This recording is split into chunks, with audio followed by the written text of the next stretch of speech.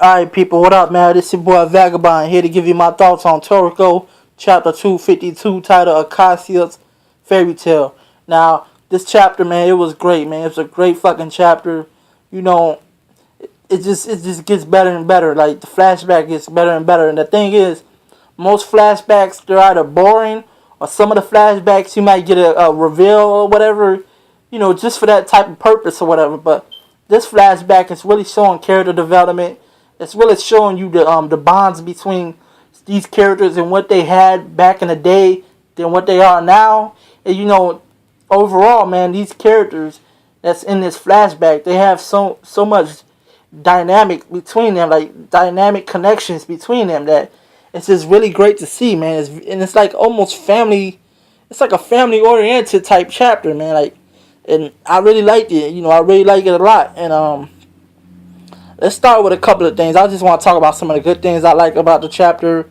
There ain't no bad things in this chapter, like all fucking good. But let's talk about Froze and Midora. Now, Froze and Midora, I really like this connection that these two are having. I mean, Froze, she's just really showing her personality, her characteristics, that she's just really loving and caring for Midora a lot. Not just Midora, but the whole group, man. Cassia, Jiro, Ichirayu. I mean, she loves these people. These are like the children of her life, man. Like, and she's treating Midora like the best thing that ever happened to her in her life. Like she's treating him like that's her fucking son, like from her. But like, it's crazy because she kisses him at night when he goes to sleep.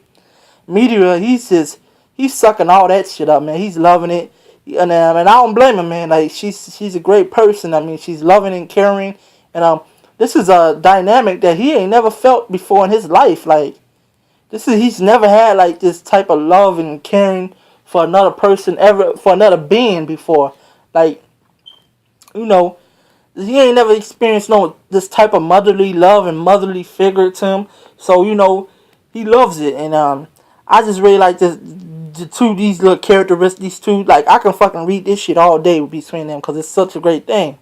Now, let's talk about Cassia and, of course, Jiro. And Cassia, we see some of that. We see some dynamic characterization between, Cassia and his three sons, man. Jiro, Ichirayu, and Midora. And they're going, they're outside hunting for food. Cassius, he's showing them how to kill a poisonous boar, a pig, without being poisoned. And, he's helped Midora. He got into a little trouble. He ended up hurting his leg, and Acacia comes to his aid. And there was a scene between them where Acacia, he reaches his hand out to lift Midora up. And Midora, he was saying to himself, like, damn, I ain't never had nobody like this before, like, reach their hand out to help me. And then he was saying to himself, like, this is family right here. This is what he's like, I finally could say I have a family or whatever. He's like, I got brothers, got two older brothers, and this is all this is now, you got to remember, this is all Midora's flashback.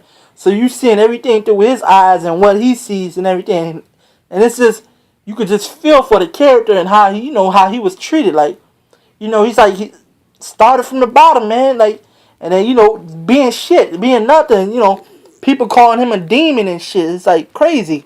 And now he's going from that to like being this blessed child that has gourmet cells, and that has two brothers that care for him, has a mother care for him, a father, and it's just, it's crazy for him. He's living in a fantasy right now that's real. But on to that little segment, that the gourmet cells. Let's go to that.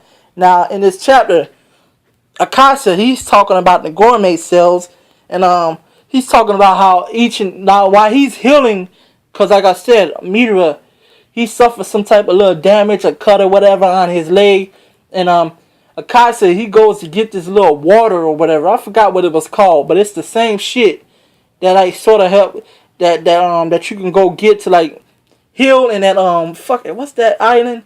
That little place, I forgot what it was, but y'all know what I'm talking about. When Toriko, his fucking arm got ripped off, and he went to that place, to the guy, to regenerate his arm or whatever. But Acacia, he was telling his sons and everything, Jerome Ichirayu, about gourmet sales and talking about how, you know, if you eat the right foods and you have the right the food that's compatible to you, you can have a hole in your chest. You can have a full hole in your chest, maybe even miss a limb or whatever. And if you eat that food that's compatible to your gourmet cells, it's not just one food. It's many foods you can eat. All that can be regenerated back because of the gourmet cells inside the body. And then he also talks about how, you notice how Toriko, Midora, Starjan, and even Acacia, they have like these scars on their faces and shit and something like that. Well, that seems to actually be connected to the gourmet cells. It's almost like a signal that you're born with gourmet cells.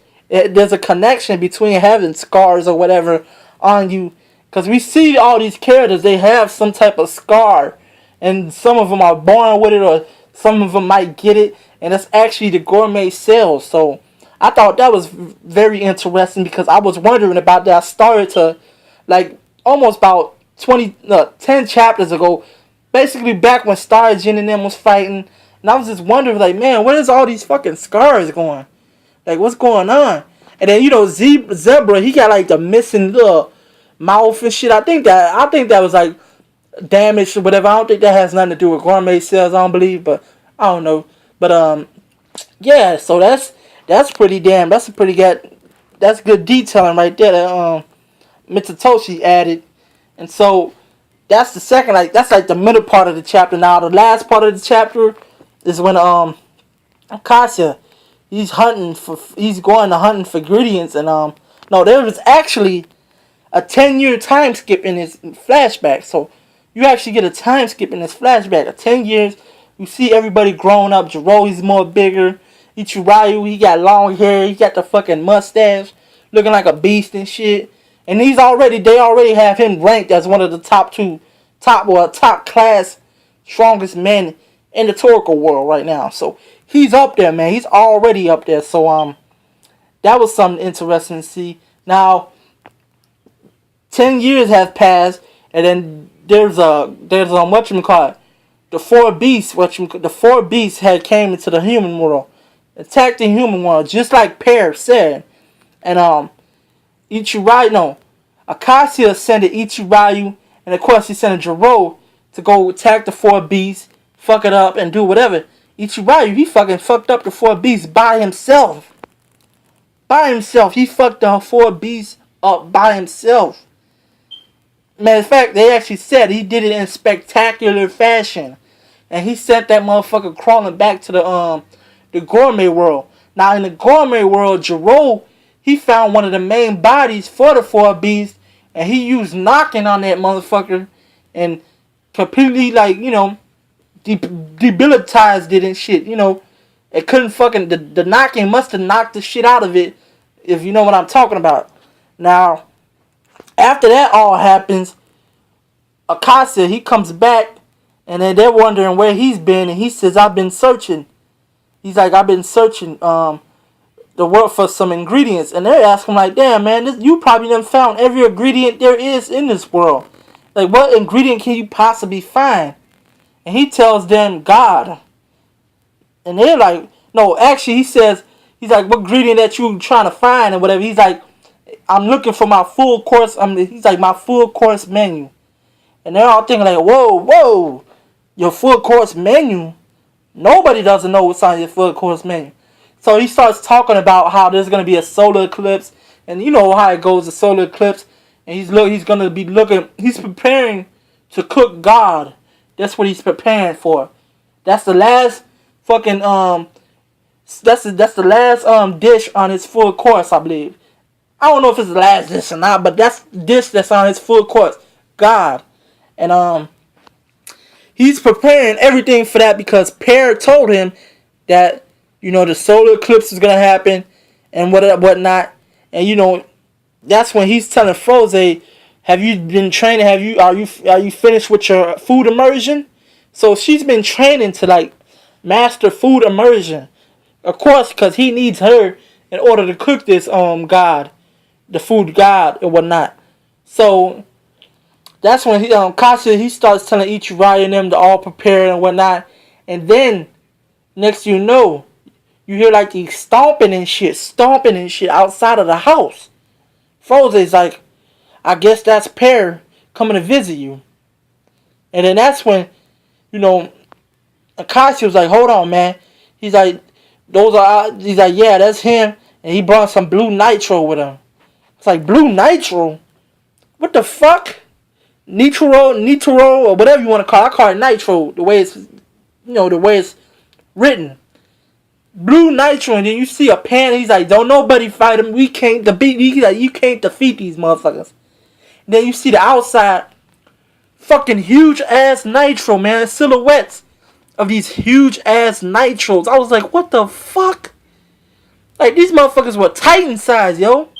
If you watch Attack on Titan, these things were like the size of fucking colossal titans, yo. Like, what the fuck, dude? And then you got like a fat one and shit. And Pear, which we don't even know what it is, or Par, P, whatever they call it, how the Japanese pronounce it, but Pear seems to be among them. Not them. Now we don't know if Pear is the nitro or not, because Pear is is the soup for Akasia's full course menu. So it's like, what the fuck? Who's Pear? Like, is he a food? Is he the fucking nitro himself? Like, what the fuck's going on, yo? And that's what I'm saying. Like, but these are blue nitro, yo. Now we know some of these nitros, they come in different colors, different size. They think differently. Some of them are like wild fucking beasts that the Bishoku Kai had tamed. Some of them are like nice looking beasts and shit that that you saw over there on them eating popcorn and shit. And I'm just like, yo, blue nitro, man, and these fuckers are huge. And I was like, I can't fucking wait, yo. Blue nitro, and they're standing outside and coming to meet Akashi, and they knew where to find him. That's the thing. Somebody's looking for him. Out this Pear's with them. It's Pear the nitro or what? It's like, what the fuck? Because we never see Akasa in the last chapter. He called Pear a it. He didn't say he, she. He called it a it. So we don't know what the fuck Pear is, but it's something. It has to do something with his full course menu. I'm pretty sure the Pear is on it. That's part of his full course menu. But we don't know if it's a food or it's a person, a human, because it thinks it has human-like natures. It's almost like a human entity of some sort. But yeah, man, that's my whole thoughts on this chapter, man. Great fucking chapter, Toriko for the motherfucking win, man. And I'm telling you now, man, Toriko, man, that fucking universe, man, the whole world, Toriko, man, it's fucking huge, man. Like, you got these big ass fucking blue nitros walking around, like, oh man, fucking beast, yo. And I can't wait to see these motherfuckers. There's, like I said, there's different type of nitros, man. These motherfuckers might talk. These might be the type that talk, and they might be just the strongest motherfuckers. Because like I said, they come in different sizes and different colors, too. Some of them are shaped different. You saw a fat fucking nitro, too. But that's all I gotta say, man. Vagabond, subscribe, like. I hope you like this video, man. It's fucking audio. I really don't have time to get on the computer and well, at least get in front of the camera or whatever. But and I'm having difficulties with my camera. But holla at your boy, man. Subscribe, man. What up? Peace.